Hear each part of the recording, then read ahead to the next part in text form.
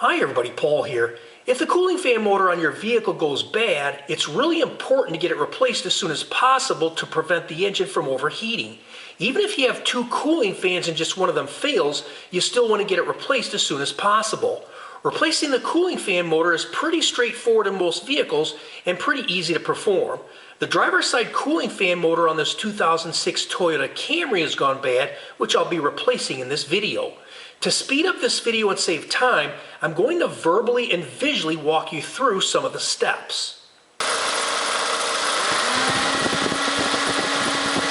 So before I get started, I thought I'd just show you my little assistant here. This is Sparky. Yeah, hey bud, he was pulling an engine out of a car last night, so he's pretty tired.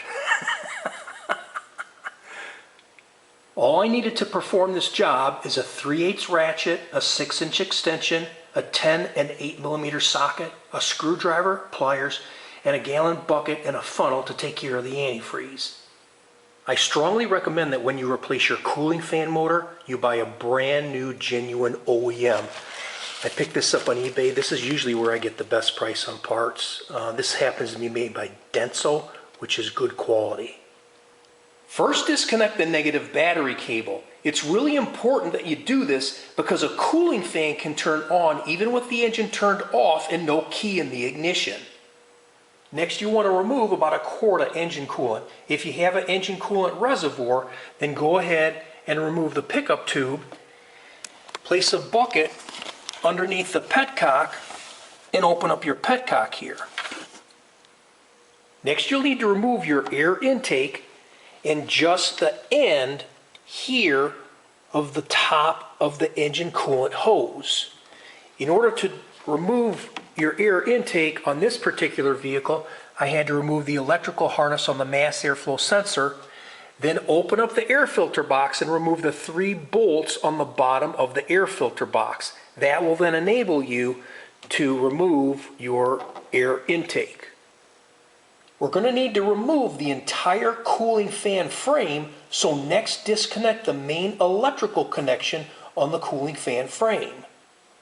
Next, you'll need to remove whatever bolts are holding the cooling fan frame in place. This happens to have 3 along the top, and then once those bolts are removed, you will be able to remove the entire cooling fan frame out as one unit. So as you can see, I've got the cooling fan frame removed, and what I did was I took some PB Blaster and I put some just on the end of the shaft here, and I'm going to let it sit there just a couple of minutes before I attempt to remove that nut. Now some of these will be right hand threads and some will be left hand threads. This is a right hand thread, so that's righty tighty lefty loosey, and this happens to take an 8mm socket to remove it. So just go ahead and grab hold of one of the fan blades, and oh boy, that came off really easy.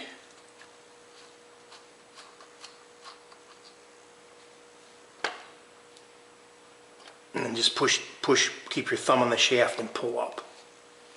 So now I'm going to remove the electrical connection, and you're going to want to actually push down right here and pull.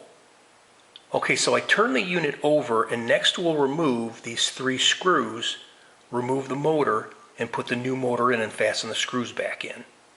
So everything's back together with the new motor in, and now we need to just take and put this back in and put everything back together.